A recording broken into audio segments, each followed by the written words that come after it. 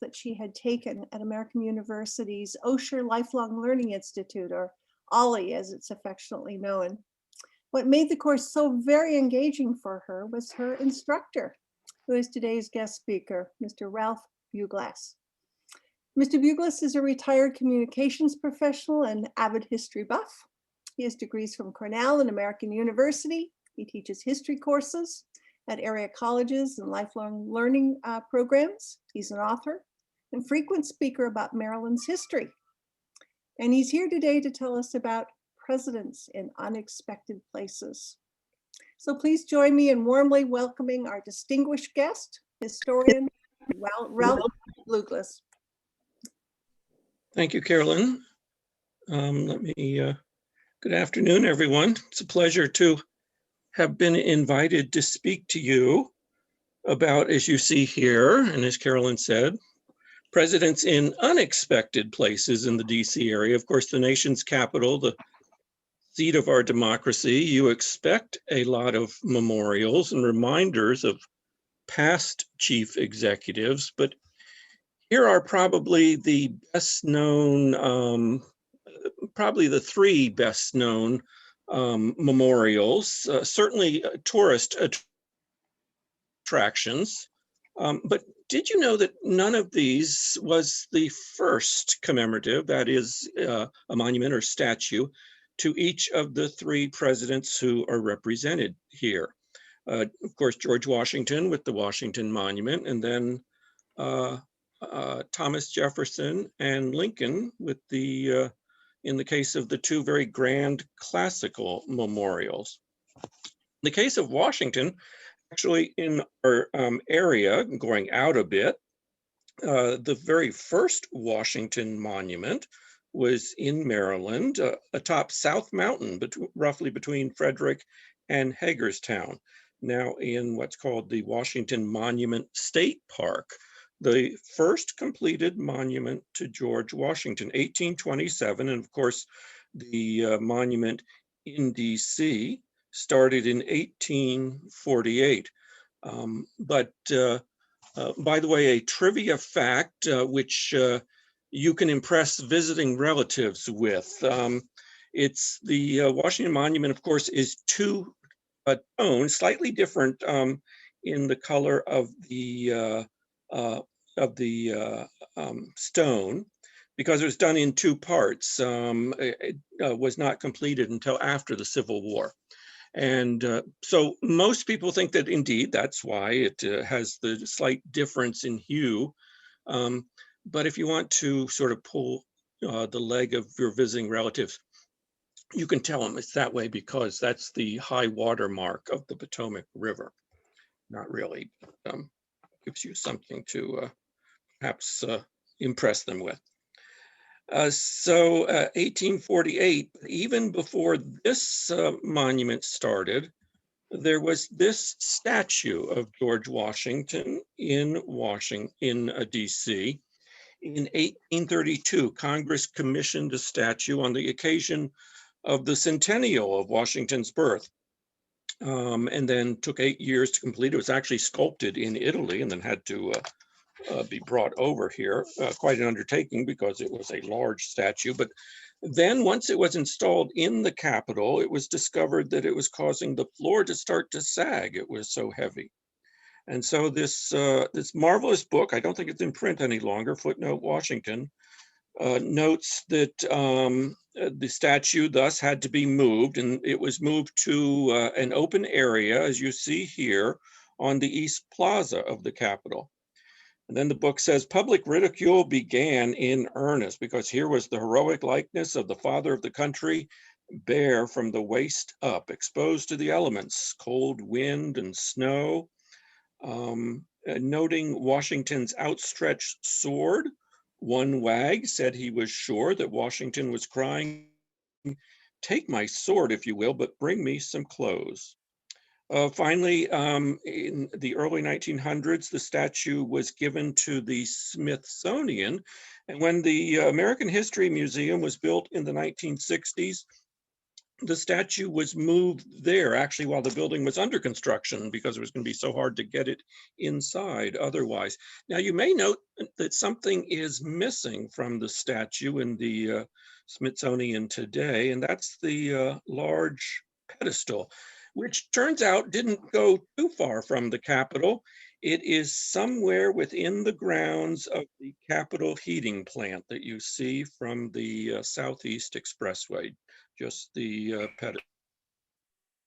Now, Thomas Jefferson, the memorial came along in the 1940s, but more than a century earlier, there was this statue, which was actually a private gift given by Uriah Levy, the first Jewish Commodore of the US Navy. That was during the War of 1812. Uriah Levy very much admired Thomas Jefferson. In 1846, he purchased Monticello, which had fallen into disrepair, and so he restored it, and then gave this statue as a gift to the US government. And again, from this book, it notes that in the first half of the 19th century, American tolerance for persons of a different race or religion was not high, and a gift from a man named Levy made some members of Congress uncomfortable.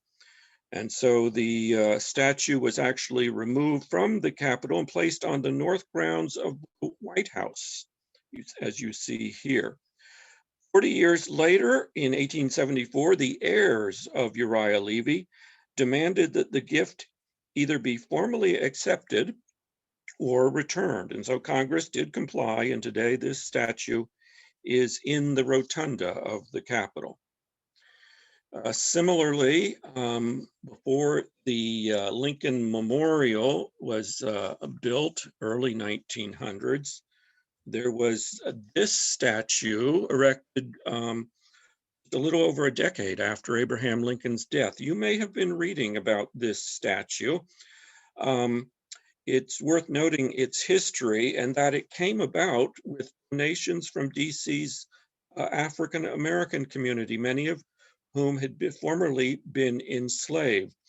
The dedication of this statue was quite an event, attended by then President Grant, and the keynote speaker at the dedication ceremony was none other than Frederick Douglass. There is a new biography of Douglass, which has already won the Pulitzer Prize, written by a Yale historian. And in his book, he actually devotes the entire introduction to this speech that Douglass gave at the dedication of this statue. And Douglass was not entirely complimentary of Abraham Lincoln.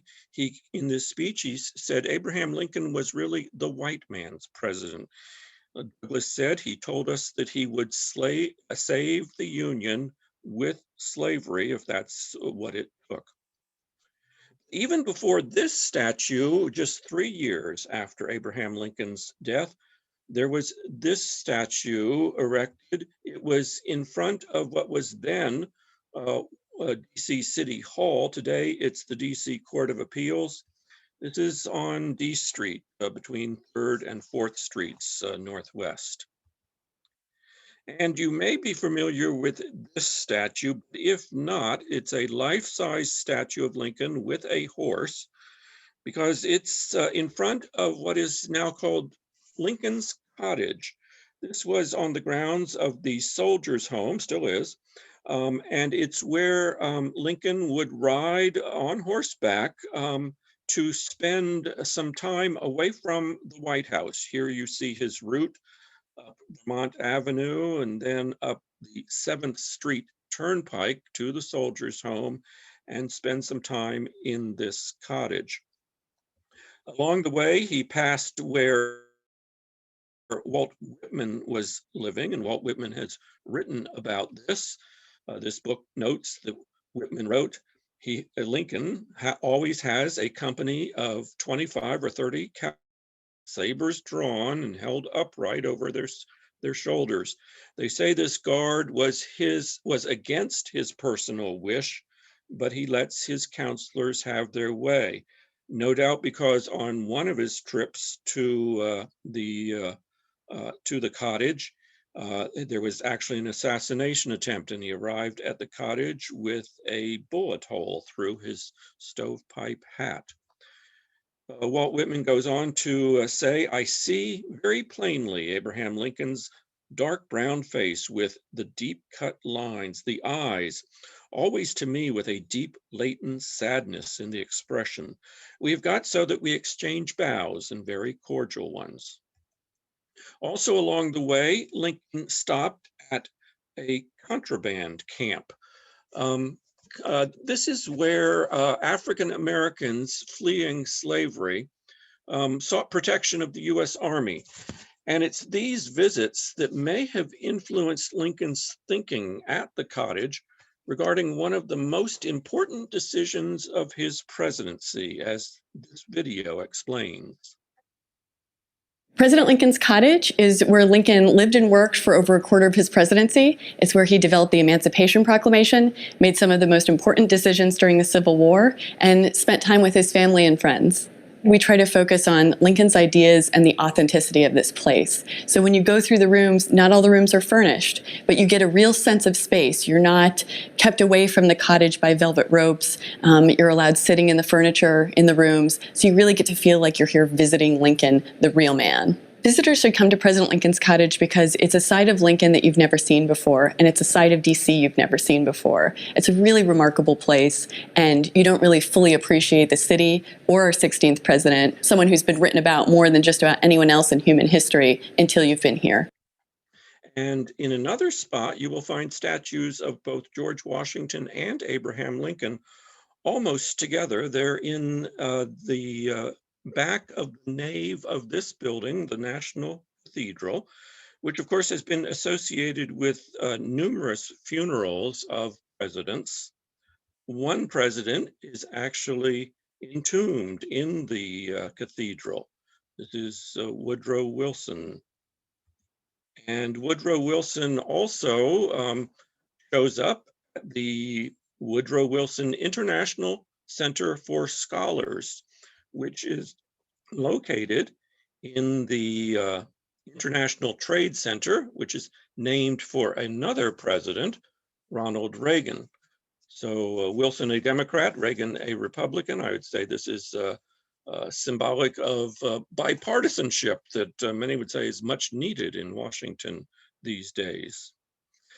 Wilson actually never left Washington after his term, and his home today is a house museum that you can visit on S Street.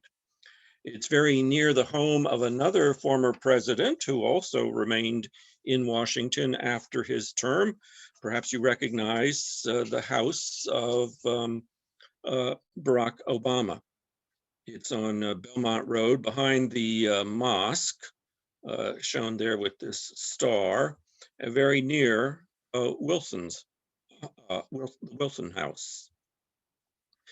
Now, the Reagan International Trade Center building, named for him, but also named for him, of course, is National Airport, with a larger than life statue, but not a formal memorial. You see standing next to him is his transportation secretary, that's Elizabeth Dole. So actually a number of 20th century presidents have buildings in DC named for them. If we were in person, this could be something of a pop quiz, but I will run through these. You can sort of test your own knowledge. Do you happen to know which president this building is named? I think it's fairly well known. This is the Eisenhower Executive Office building on the west side of the White House. When it was built in 1873 through 1888, took a number of years to build. It was purported to be the largest office building in the world. I think the Pentagon now holds that title. And a few other notes about this building, courtesy of a wonderful book about Washington architecture, the American Institute of Architects Guide. When this was finally finished, it was widely reviled as a symbol of Gilded Age excess. Its ornate style had fallen out of fashion, and the building's great cost, more than $10 million, an enormous sum in those days, was considered scandalous. The building was repeatedly threatened with radical revisions that seemed almost punitive. The U.S. Commission of Arts in 1917 asked John Russell Pope, who was the architect of the Lincoln Memorial, to cloak the building in a more orthodox classical garb. And President Herbert Hoover is said to have groaned about the, quote, architectural orgy that loomed over the White House. Another building named for a president, not well known, I think. This is at the base of Capitol Hill. Here's a hint, it's on the House side of the Capitol, named actually for a former minority leader, a former Republican leader of the House, Gerald Ford, selected as Richard Nixon's vice president after Spiro Agnew resigned, and then, of course, assumed the presidency after Nixon himself resigned. This is the Gerald Ford House Office Building. The Commerce Department building is actually named for a president, Herbert Hoover, who had a distinguished record as a Commerce Secretary before he became president, but somewhat ironic because as president, he was really not able to deal with the Depression. This is the Environmental Protection Agency building. It actually is named for a president, not very well known. The sign there shows you it's actually named for Bill Clinton. I've looked for trying to find the reason why. Clinton is not particularly known for a pioneering environmental record. Nonetheless, his name is associated with this building. The Department of State building is actually named for a president, President Harry Truman.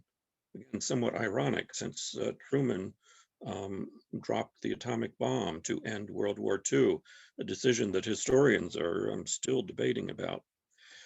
This building, actually the building itself is not terribly recognizable, is named for a president.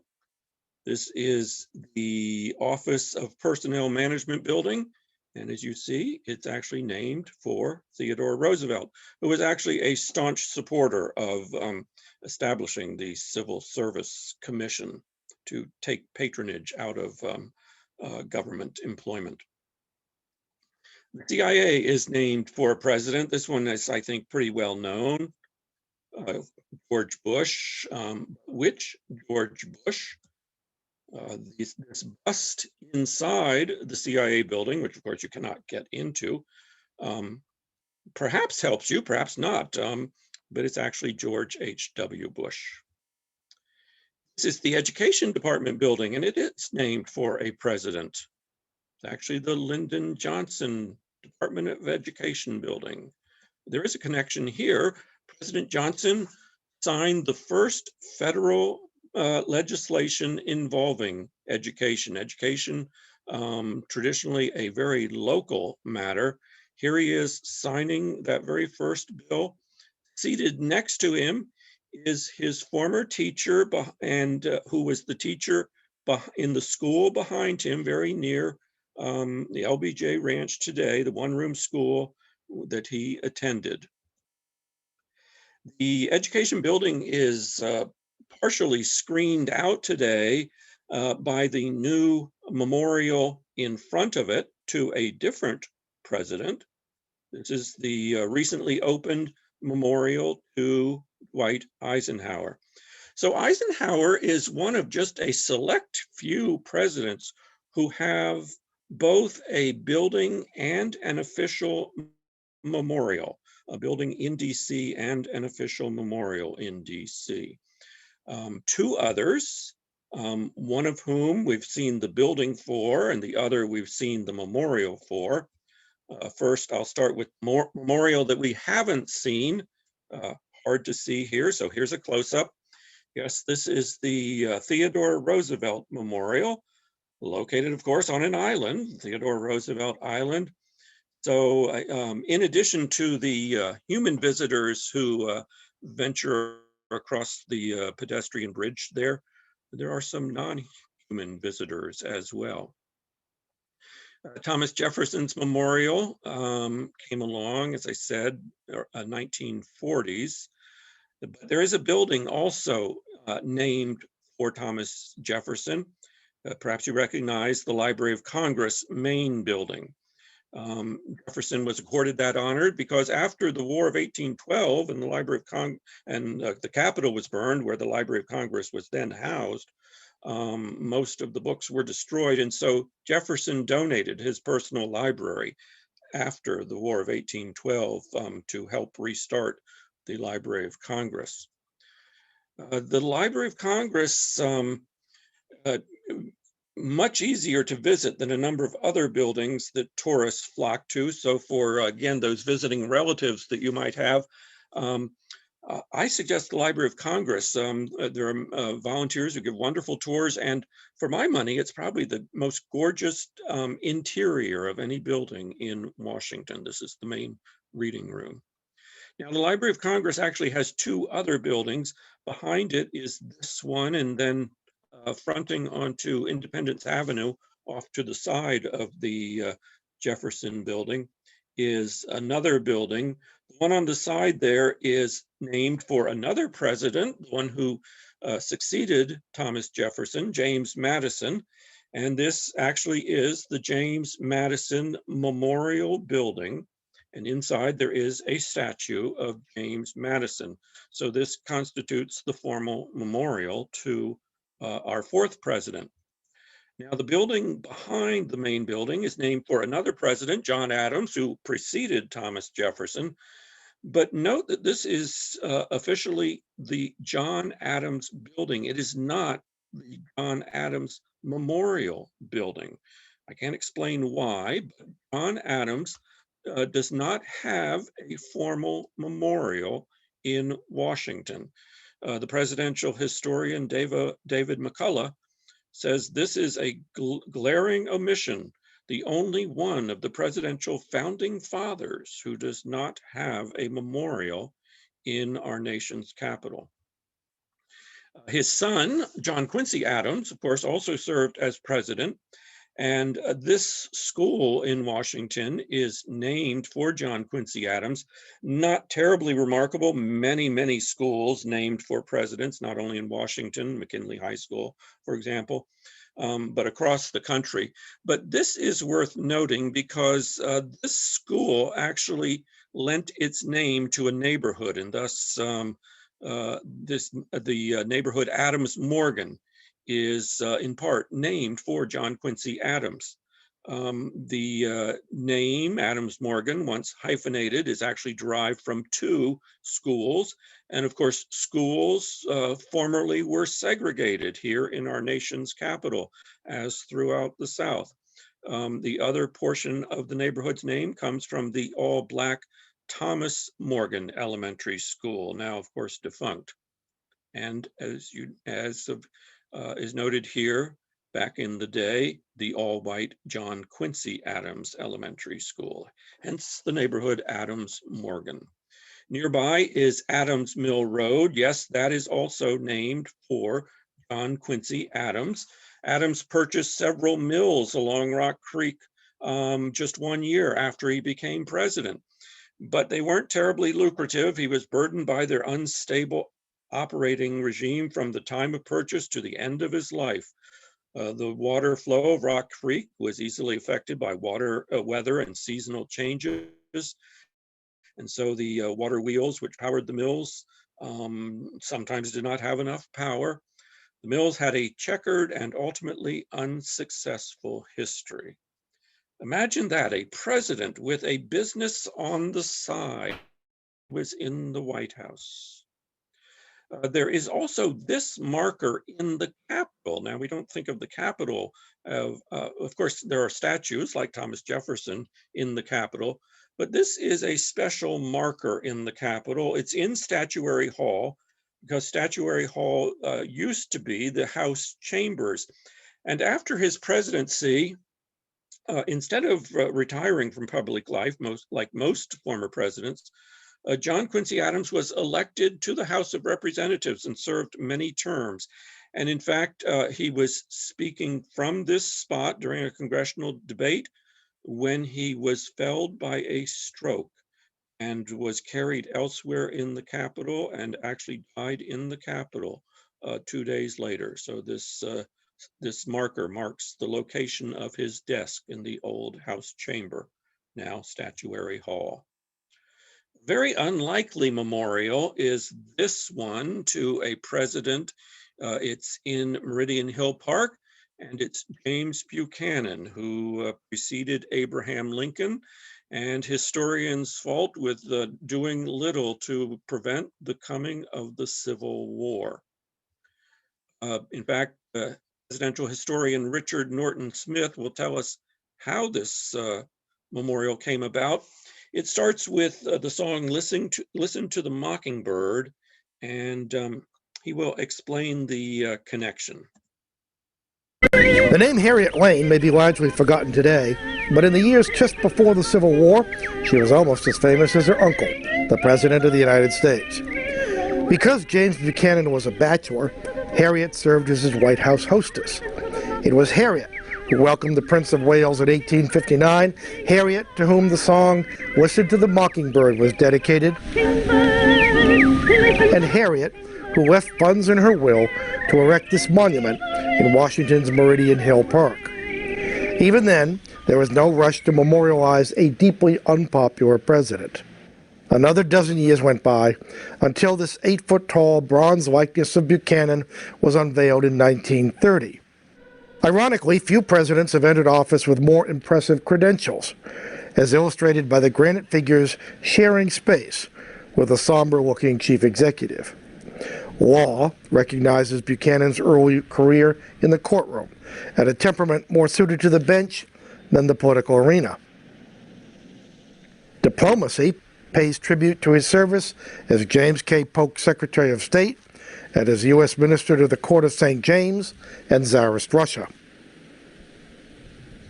Ironically, Buchanan's gifts of conciliation seemed to desert him in the White House. By encouraging pro-slavery forces in Kansas, he inadvertently split his own party right down the middle. Following the election of Abraham Lincoln, Buchanan looked on helplessly as several southern states left the Union. Although he opposed secession, his narrow reading of the Constitution persuaded Buchanan that the federal government had no right to prevent it by force. All of which helps to explain why there was no statue of our 15th president in the nation's capital until a devoted niece willed it almost a century after his presidency. A very grand memorial, perhaps the largest in the district, is of course the FDR Memorial, Franklin D. Roosevelt Memorial on the Tidal Basin. Again, it was not the first memorial to President Roosevelt. This was a block of a stone block, says simply in memory of Franklin Delano Roosevelt and his year of birth and death.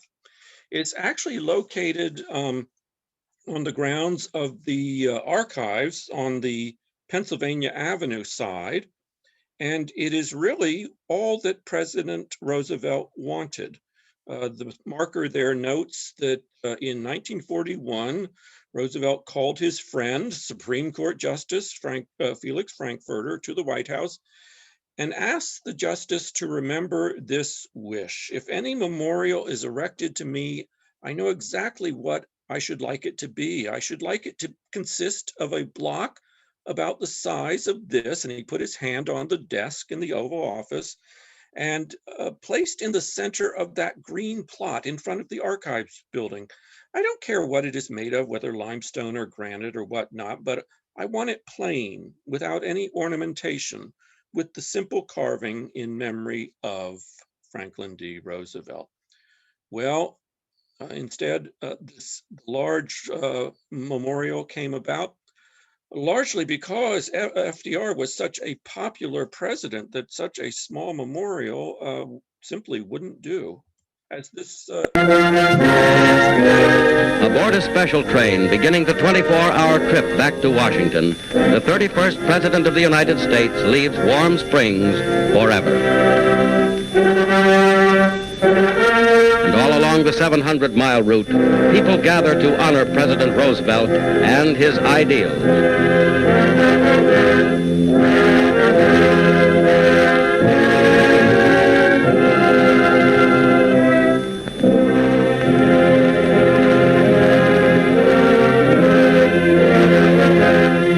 Slowly the train backs into Union Station in the United States Capitol, awaited by a military guard of honor and members of the late great Chief Executive's family. With Justice Burns and Secretary Wallace, President Harry S. Truman heads the assemblage of the nation's leaders. On a 6-horse field artillery caisson, escorted by representatives of every branch of the nation's armed forces, the casket passes grief-stricken throngs of people en route from the station to the White House.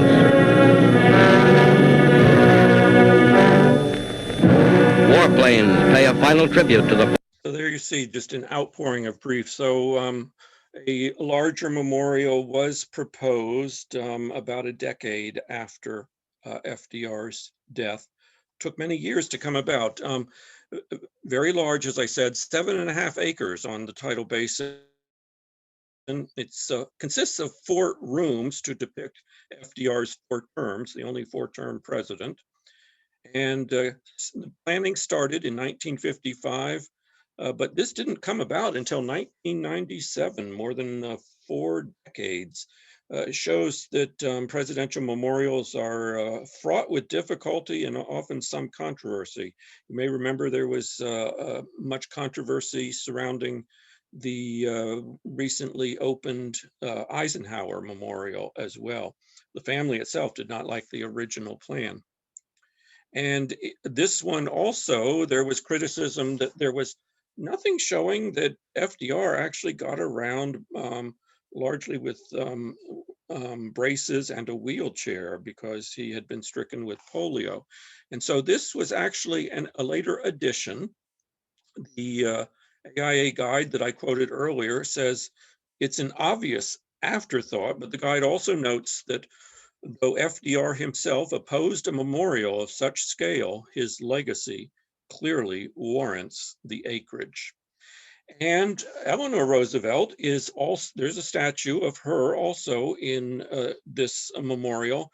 And actually that is there by special dispensation. The rules regarding presidential memorials are that they're really only supposed to be for the president, but Eleanor Roosevelt was, of course, very influential in his administration as well.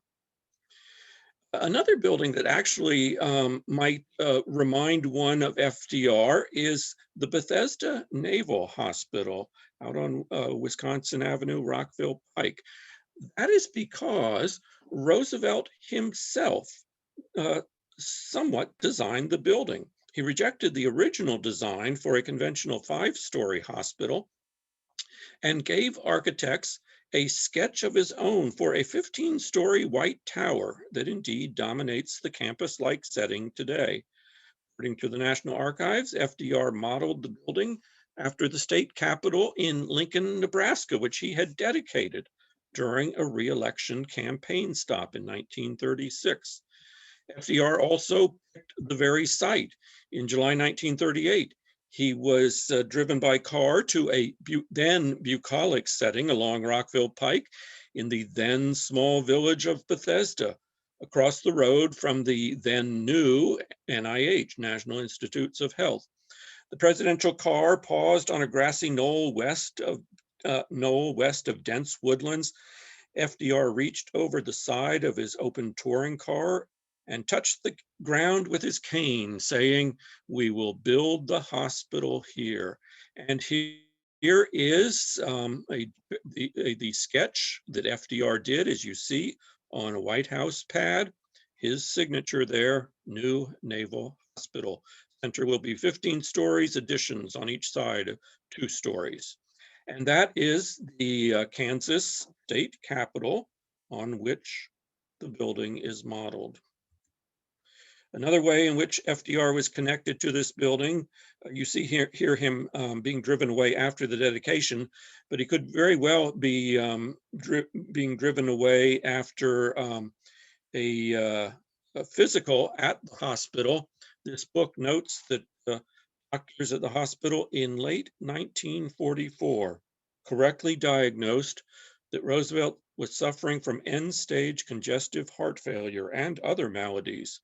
And the doctors predicted that he had no more than a year to live. Whether they shared that with him is unknown, but in fact, FDR ran for his 4th term later that year, perhaps knowing that he didn't have much longer to live. Another president who didn't live for his entire term, of course, President Kennedy, felled by an assassin's bullet. And the John F. Kennedy Center for Performing Arts is indeed the formal memorial to President Kennedy. Of course, he was a big supporter of the arts. But closer to you in the Palisades is a different sort of remembrance. John F. Kennedy, and this is a plaque about world peace. This is actually on the campus of American University to mark the spot where he delivered his famous address calling for a nuclear test ban treaty. Here is a portion of that speech. The conclusion of such a treaty, so near and yet so far, would check the spiraling arms race in one of its most dangerous areas. It would place the nuclear powers in a position to deal more effectively with one of the greatest hazards which man faces in 1963, the further spread of nuclear arms. It would increase our security. It would decrease the prospects of war. Surely this goal is sufficiently important to require our steady pursuit, yielding neither to the temptation to give up the whole effort, nor the temptation to give up our insistence on vital and responsible safeguards. This, you may recognize, is the Supreme Court, not usually associated with presidents because it's indeed a separate branch of government. But one president is very much associated with the Supreme Court. It's William Howard Taft, because after his presidency, he was appointed to be Chief Justice, 1921 to 1930. On the other side of the Capitol from the Supreme Court is this statue, often ignored, but right front and center in front of the Capitol. Even taking a look at the statue, it's a little hard to see that it is a statue of President Ulysses S. Grant.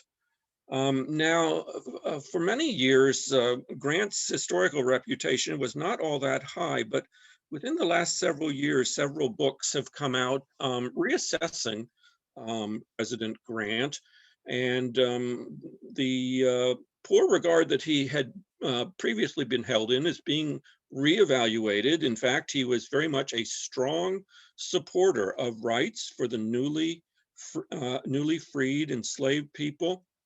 But it was his successor, Rutherford B. Hayes, that removed federal troops from the South, leading to Jim Crow and what is rightly today called domestic terrorism of the KKK. There is nothing to commemorate Rutherford B. Hayes, except for perhaps this historical marker at 15th and H Street to mark the site of what was once Wormley's Hotel. That was a hotel run by an African American, very ironic, because as this sign notes, it was in this hotel that representatives of Hayes and his Democratic opponent, Samuel Tilden, in the 1876 presidential election brokered a deal. It was a contested outcome. The so-called Compromise of 1877 led Hayes to assuming the presidency, removing troops from the South. Very near to the Grant statue on the House side of the Capitol is another statue, often not terribly noted, and that's actually the successor of Rutherford B. Hayes, James Garfield. He also was assassinated. The train station was once located on the mall nearby, and that's where he was shot. The bullet lodged in his spine. There's a book about the struggles of doctors to save President Garfield. Medical technology, of course, was not very far advanced, and he later died. He probably would have been able to be saved today.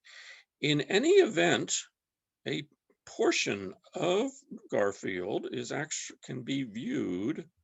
It's actually a portion of his spine. It is housed in this museum, the National Museum of Health and Medicine, a little north of Silver Spring. This was a museum started by the US Army and actually used to be down on the mall along with the Smithsonian museums. It was started after the Civil War because medicine was not terribly advanced, so the Army asked that unclaimed soldiers' bodies be sent to Washington for autopsies and other medical research. And I wanted to mention this also because of one other exhibit in this museum related to another president. It describes an object, a little black mass, no bigger than the end of my finger, dull, motionless, and harmless. Yet the cause of such mighty changes in the world's history as we may perhaps never realize. One of those big what ifs of history described by the doctor who attended Abraham Lincoln after he was shot at Ford's Theater. And what is on display in this museum, perhaps its most noteworthy artifact, is the bullet that took Abraham Lincoln's life. Also are the sleeve cuffs of the doctor with Lincoln's blood on the sleeves and a bone fragment from the autopsy on Lincoln. Well, back to happier matters. Back to James Garfield. He was actually a lay minister in the denomination of this church, National City Christian Church. And in the church, there is a stained glass window in memory of James Garfield. There's also one in memory of Lyndon Johnson, who worshiped at the church sometimes when he was in the White House. A different church has a stained glass window of another president, that's Abraham Lincoln, and it's in New York Avenue Presbyterian Church. This is what the church, the smaller picture there, what it looked like in Lincoln's day. And Lincoln would sometimes attend services. The church has, as you saw, has been modernized since then, but the original Lincoln pew is still there in the second row, marked with this A. Lincoln notation. The church also has what they call the Lincoln Room, and among their artifacts is a draft of the Emancipation Proclamation. Outside is the horse post that Lincoln would tie up his horse while he worshiped there. A different pew in a different church is also designated the President's Pew. This is in St. John's Episcopal, just north of Lafayette Square. It is unofficially called the Church of the Presidents, a longtime church. Here you see it in a few years after the War of 1812, with the White House having been burned in the background there.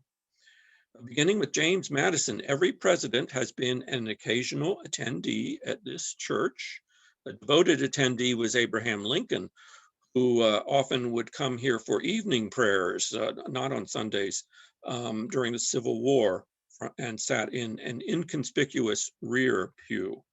It was President Tyler who paid for the president's pew to be used in perpetuity by presidents.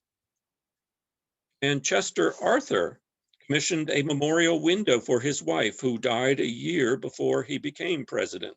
And that window is visible from the White House. Here it is, to the glory, to the memory of Ellen Lewis Herndon Arthur. We should note that one other president has used the church in different ways. One other church connected to presidents, National Presbyterian, also very near the Palisades, up on Nebraska Avenue, associated mainly with Dwight Eisenhower. And in fact, the chapel inside is dedicated in tribute to Eisenhower. There are the hymnals that he used inscribed with his name, but also Reagan sometimes worshipped here. So hymnals inscribed with his name also on display. This church's history is interesting, connected with a number of presidents. It began as First Presbyterian Church up on Capitol Hill. That church was actually where the Rayburn office building is today. A number of presidents worshiped there. The church later merged with Covenant Presbyterian. This grand building used to be on Connecticut Avenue. The two churches merged and then changed their name to National Presbyterian, and then used this building with the very tall tower. It was, of course, torn down after the church moved to its present building. But many people wanted to preserve this church, and it helped to spark the preservation movement in DC. Here is President Truman at that church when it was renamed National Presbyterian. And here is President Eisenhower in 1957 with a then very young Queen Elizabeth visiting, and of course, Prince Philip there on the right. Just like Adams Morgan is named for a president, Cleveland Park has as its namesake Grover Cleveland. That's because he had a summer house in Cleveland Park. It was called Red Top for its red roof, also sometimes called Oak Hill, built in 1886 during his first term as president, and he used it as a summer home, much like Lincoln going to Lincoln's cottage. When I was talking about presidents, buildings named for presidents, I forgot one. Of course, the circumstances are different. In fact, in this case, the president paid to have his name on the building. So of our most recent presidents mentioned just then, Trump, have mentioned Obama, have not mentioned Bush too, probably too early to be thinking about a possible memorial. Mentioned Clinton, mentioned Bush 1, mentioned Reagan. Jimmy Carter and Richard Nixon. Hold Carter for a moment. Richard Nixon, the question is, will there ever be a memorial to the only president who resigned in disgrace? Well, there is this bust of Richard Nixon. It's in the Capitol. It's outside the US Senate chambers. But you could say that's really because there are busts of every single vice president located there. Of course, vice president presides over the Senate. Whether there will ever be anything else for Richard Nixon, don't know. There also is really nothing for Jimmy Carter in Washington. Of course, there's the Carter Library, and the libraries are the official memorials for all the presidents, but that's in Georgia. Associated with Carter might be this building. It's the oldest public school building in Washington, recently gorgeously refurbished. As you can see, it's going to reopen as a public school. It's actually the oldest public school building in the district. Thaddeus Stevens Building opened just after the Civil War as the first public school building for African Americans in the district. And I mentioned this in connection with Carter because this is the school that Amy Carter attended when her parents lived in the White House. And there you see a clipping of her first day at school being brought by her mother, First Lady Rosalind Carter. The article notes that she was a little late the first day. Well, first ladies, I've mentioned Eleanor Roosevelt and and Ellen Arthur. Eleanor Roosevelt is also in the National Cathedral, as are George Washington and Abraham Lincoln, as I noted, also the tomb of Woodrow Wilson. Different sort of connection is Martin's Tavern in Georgetown. This picture was taken a number of years ago, but even then they had outdoor seating. Martin's Tavern, if you want to eat indoors, you might ask for the proposal booth where JFK proposed to Jackie.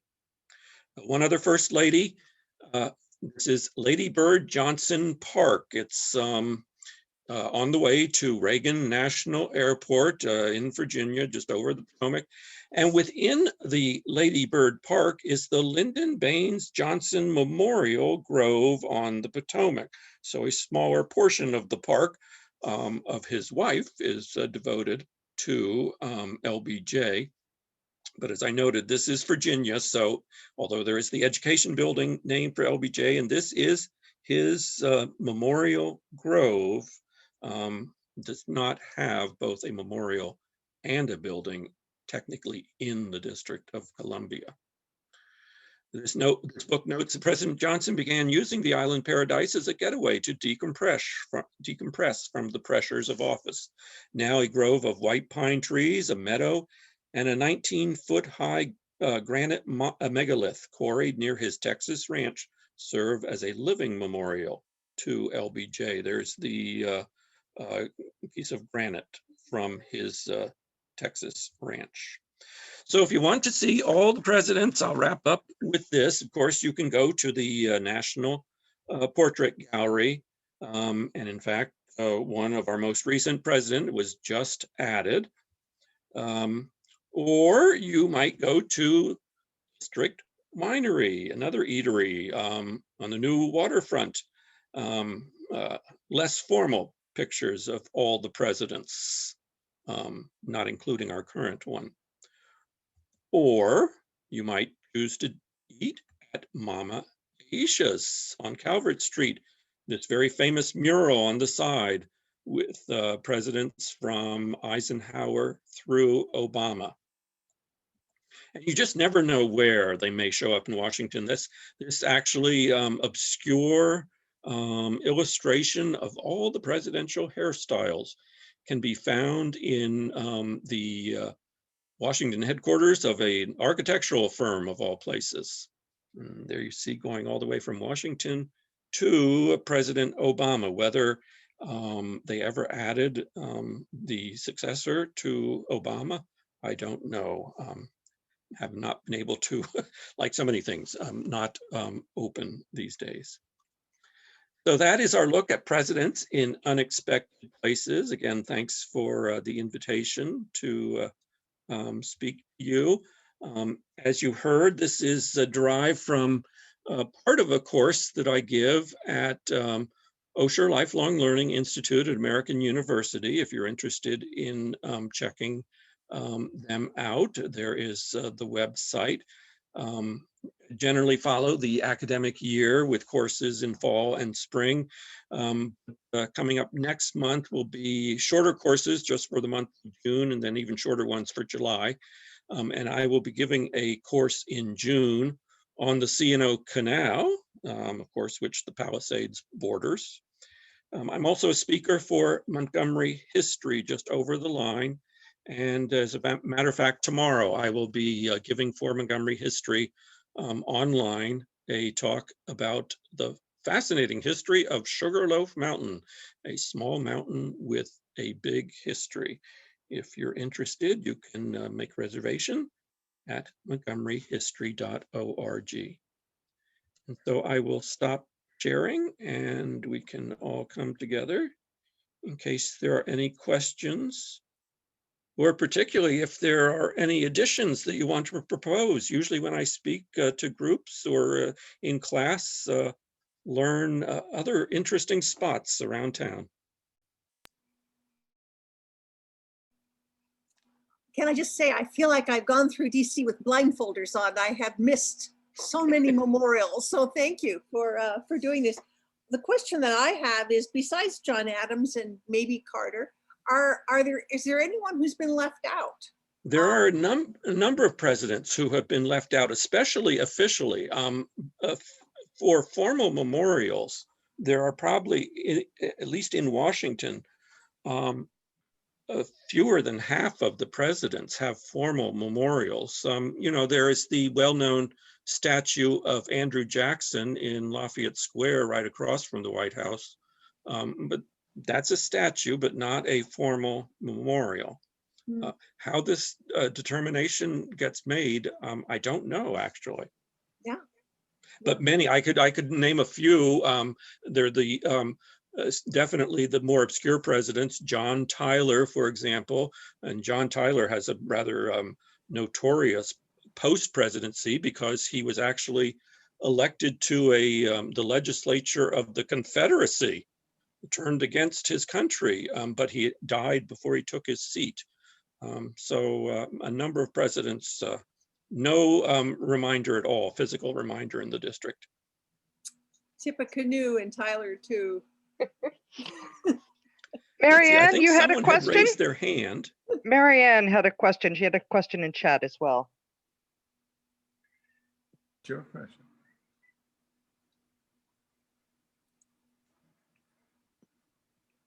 Marianne? If you're speaking, you're actually muted.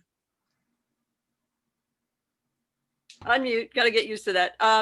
Yes, I was wondering what your opinion is on the current trend to remove statues, monuments to people who were former slave owners. If we go back to Washington and Jefferson, and these monuments have been in DC for eons, not eons, but a long time, and they're noted. They're landmarks.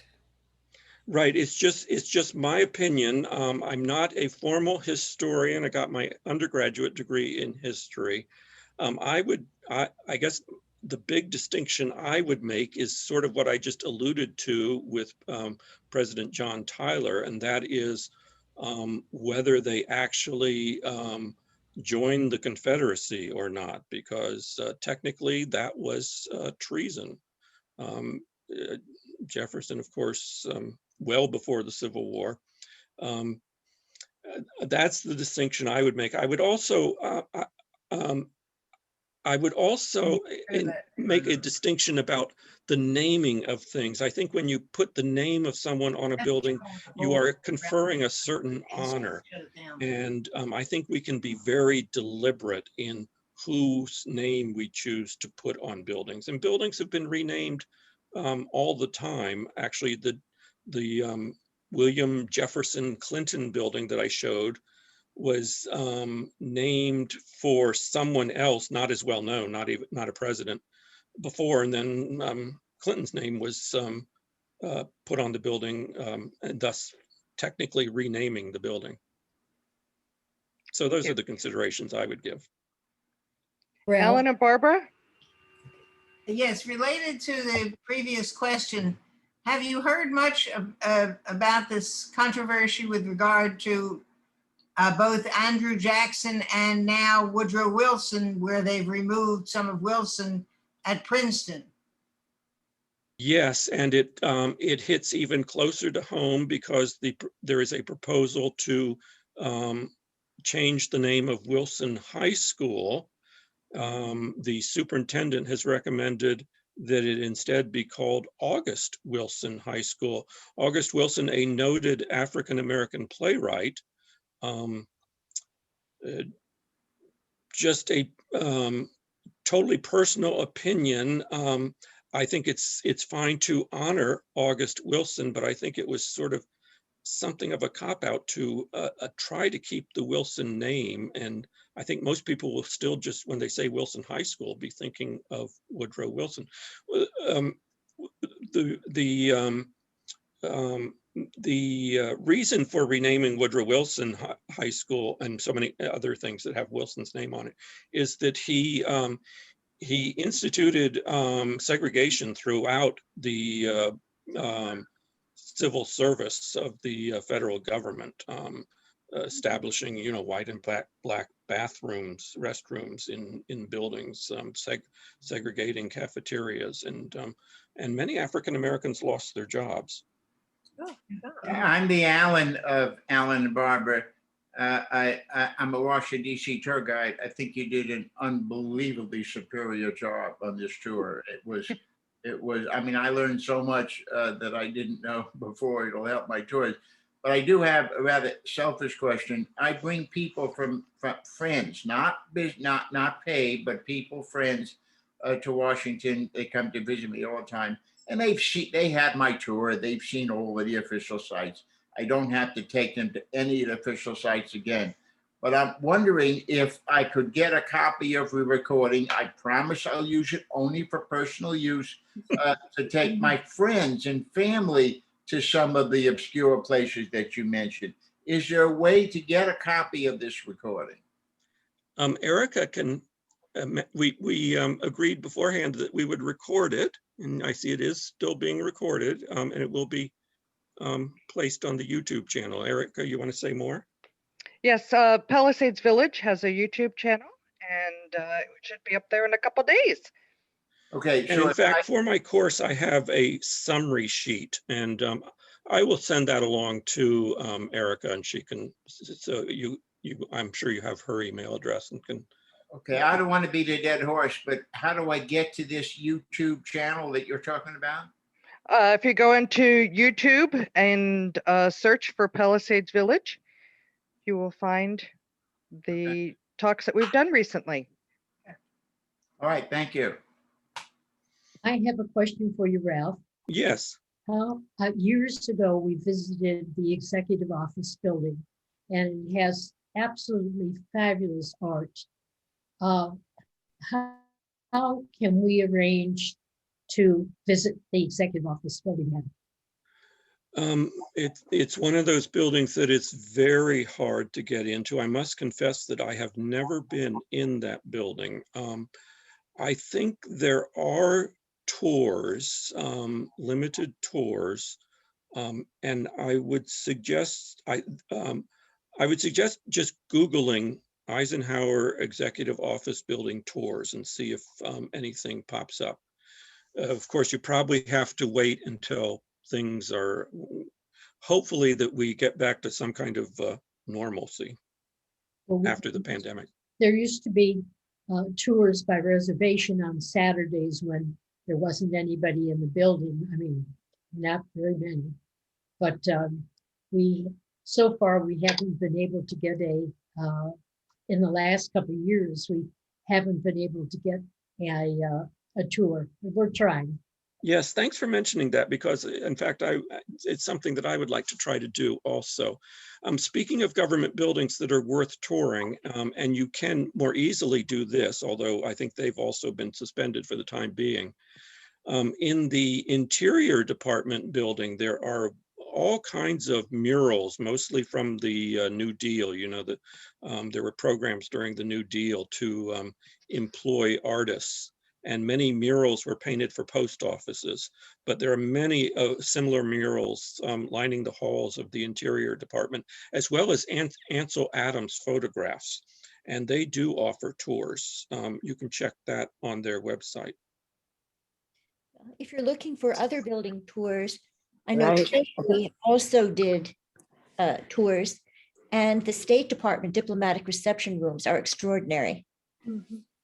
Yes, and I'm going to add also to Lorna, who's a fellow docent at the Supreme Court.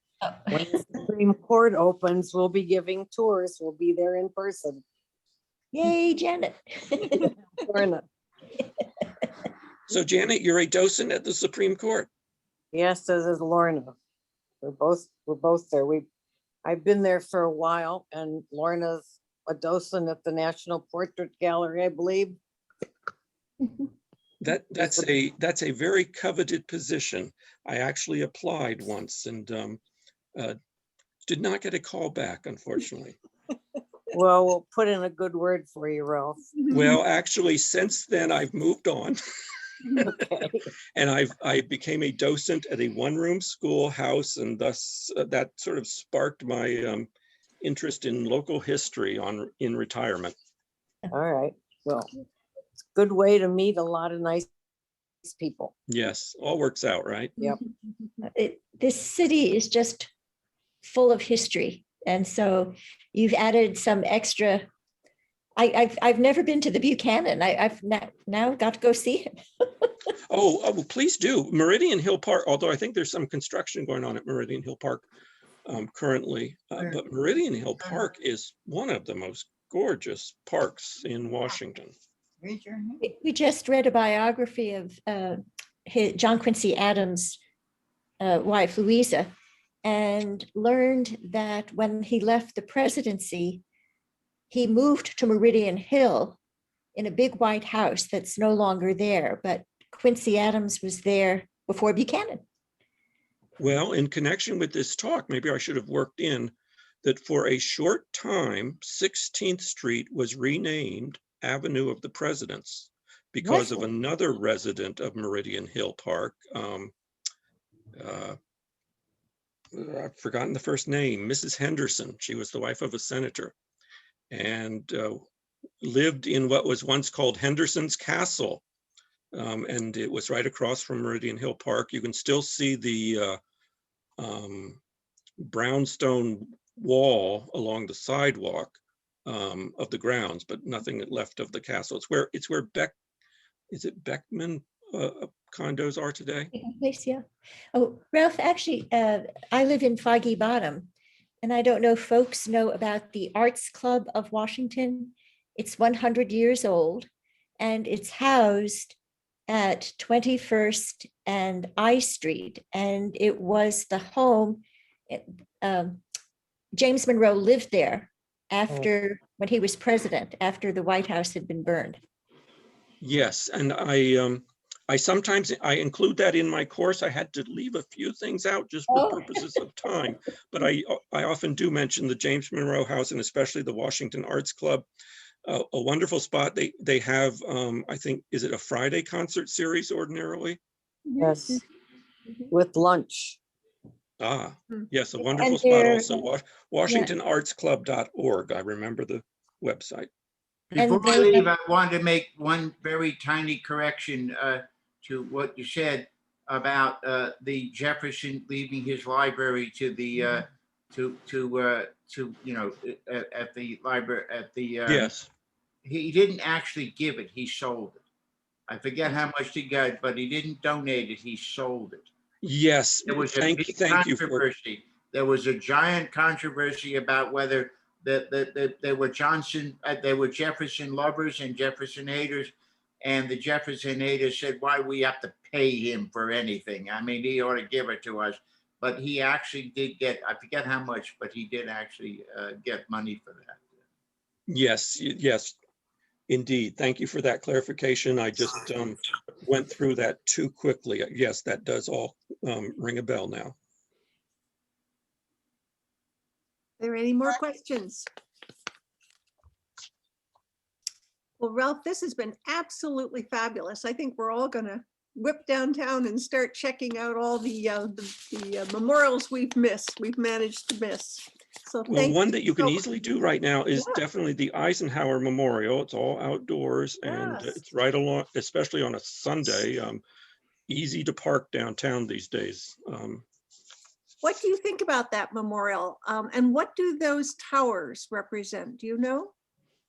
I don't know that the towers represent anything in particular other than sort of structural to hold that screen up. And the point of the screen, I don't really know other than just to sort of unify, because it's a block-long park, a block-long memorial, to sort of unify it against the education building behind it. Right. And you saw that education building. It's, you know, it's modernist all the way. That is to say, very plain. Yeah, yeah. That reminded me of silos. That's all I could think about was his farm. Yes, I know exactly what. Yes. Perhaps there is some. If someone visits and learns more. Yeah. I think it might be a place to visit at night. night, the way the FDR Memorial is, because you can't really appreciate that scrim, what's on it, as well as you can during the day. Yes, and in fact, someone who visited it during my course made that same recommendation to visit it at night. And if you do, I would suggest that you go a few blocks more down Independence Avenue toward the Capitol. Opposite the Botanic Gardens is a small park on that same side of Independence Avenue as the Eisenhower Memorial. It's called Bertoldi Park. It has a gorgeous statue that has water flowing, hopefully, and lit up at night. And the backstory behind that is that it's designed by the same designer of the Statue of Liberty. And the Statue of Liberty was intended to be ready for the time of the, I think the World's Fair. I'm sorry, I'm speaking off the top of my head, so I might not have this completely right. But in any event, the statue that was intended to be displayed at the World's Fair 1892, I think, was not quite ready. And so he offered this one instead. And so I call this Washington's equivalent of the Statue of Liberty. By the way, the Bertoldi Park and possibly even a lot of the Eisenhower Memorial, you probably can't get to now for all of the security things around the Capitol. So I think you probably can, I know you can't get to Bertoldi Park, and I'm not even sure you can get there. Actually, you can, Alan. I was just there a couple of weeks ago. The fences are down. Oh, okay. Well, I stand corrected, then I'm sorry. Yeah, it was beautiful. It's always a pleasure speaking to such a knowledgeable crowd. Thank you all. Well, it's a great Thank topic. you. Thank you. so much. Thank you. That was a great job. Wonderful. All righty. And thank